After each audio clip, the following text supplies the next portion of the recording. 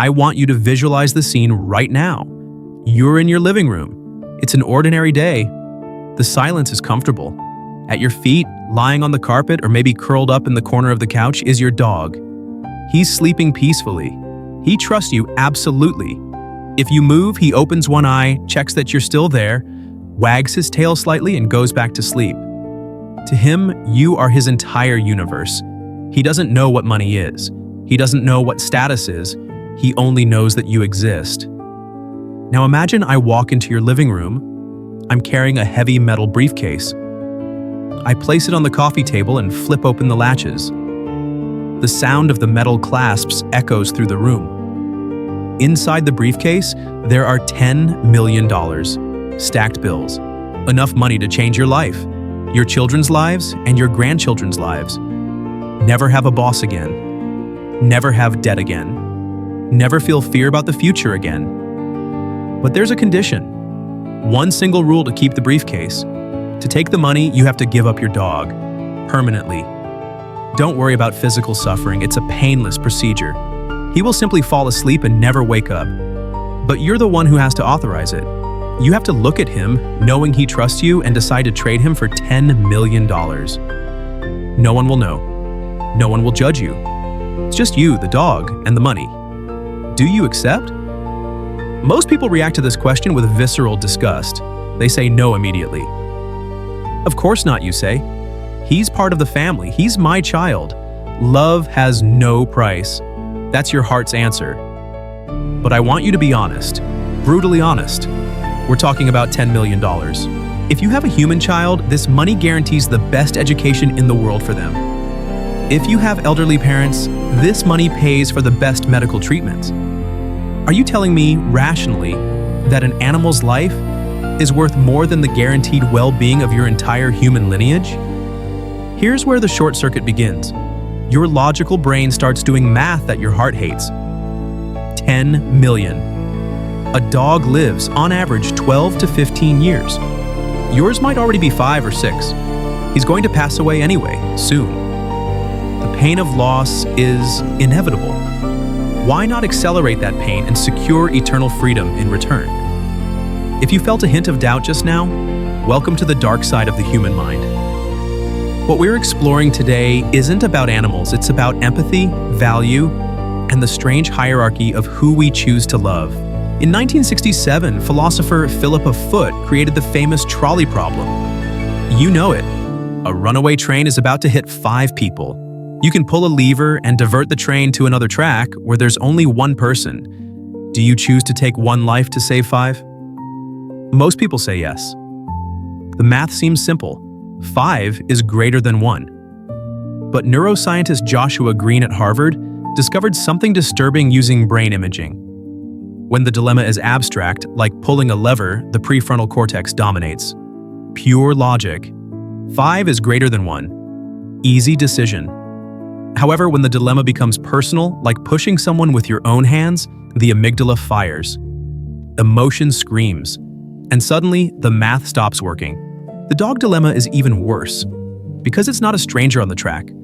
It's someone who sleeps at your feet every night. Your dog has an unfair biological advantage over any human being. He is what philosophers call a passive moral agent. It means he's incapable of malice. A human can lie to you, betray you, be cruel. Your dog cannot. Even if he bites, it's not out of malice, it's instinct or fear. He is the embodiment of absolute innocence. When I offer you 10 million to let go of an unknown human being, you can rationalize. You think maybe that person is bad. Maybe they deserve it, but the dog? The dog never deserves it. He is pure.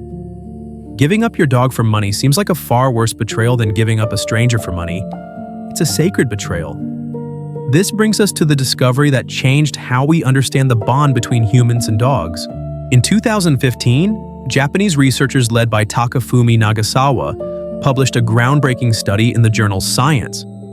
They found that when you look into your dog's eyes and he looks back, both brains release oxytocin. It's the same substance a mother releases while nursing a baby.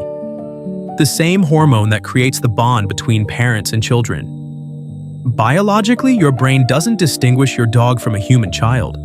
Accepting the 10 million would be the chemical equivalent of selling a child. That's why the idea causes physical nausea, but let's raise the stakes and use cold utilitarian logic against you.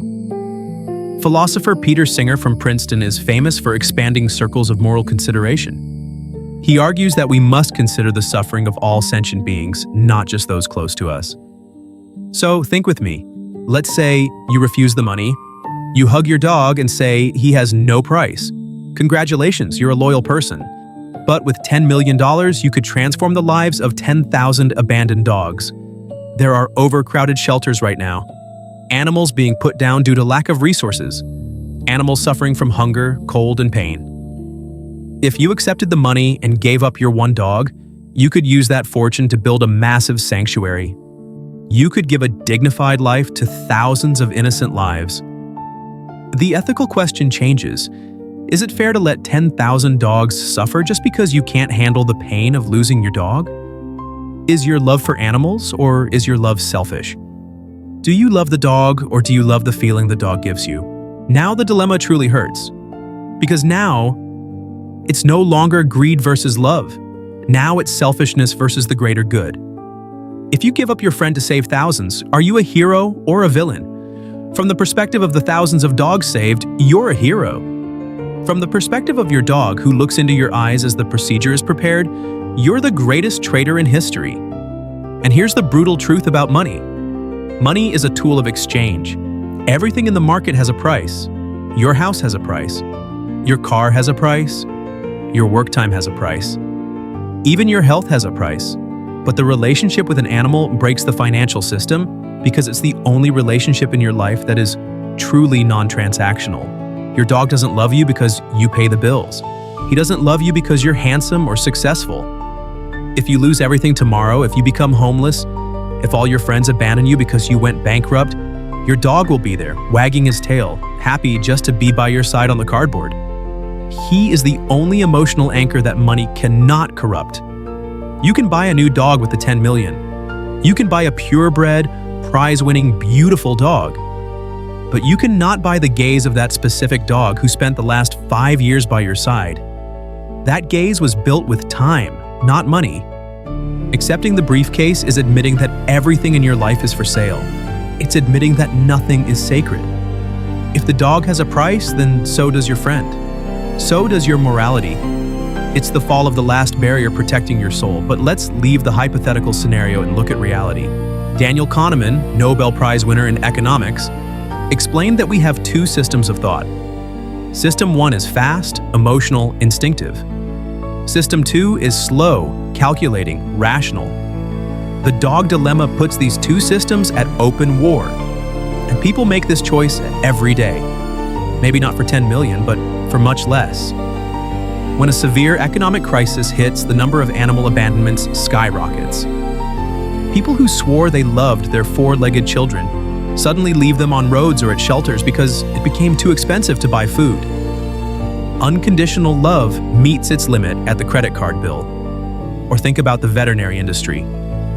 How many times does an owner, crying, ask to accelerate the passing of an animal that could be saved with an expensive surgery? The 10 million dilemma happens right there in a white clinic room with the smell of antiseptic and real tears. If you choose the dog over the 10 million, you're making a philosophical statement. You're saying that loyalty is worth more than power. You're saying you'd rather live a simple life with true love than a life of luxury with accompanied loneliness. Because that's what the 10 million would buy. They would buy flatterers. They would buy people who like your money but not you. None of them would stay if you went bankrupt. By giving up your dog, you give up the only truth in your life to buy a comfortable lie. Money is infinite. The government prints more money every day. $100 bills are just paper and ink.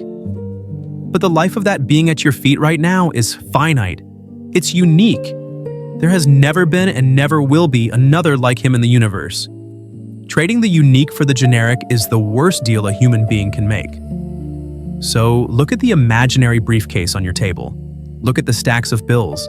Smell the scent of financial freedom. It's tempting. It's almost irresistible. Your prefrontal cortex is screaming, take the money, buy another dog, be rational. Now look at your dog.